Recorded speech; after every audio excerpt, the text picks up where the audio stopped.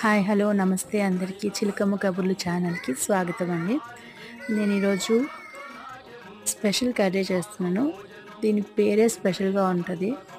BB curry అనమాట. దీన్ని మా ఇంట్లో అలానే పిలుస్తాం. ఇంతకీ బీబీ కర్రీ ఏంటో ఒకసారి చూసేద్దాం రండి.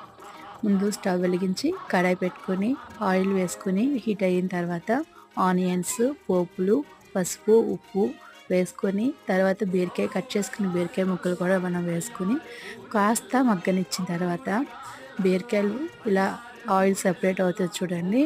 అప్పుడు కొంచెం కారం వేసుకుందాం. కొంచెం వేసుకోవాలి, ఎందుకంటే ఇందులో మనం కారం బూంది కలుపుతాం అనమాట.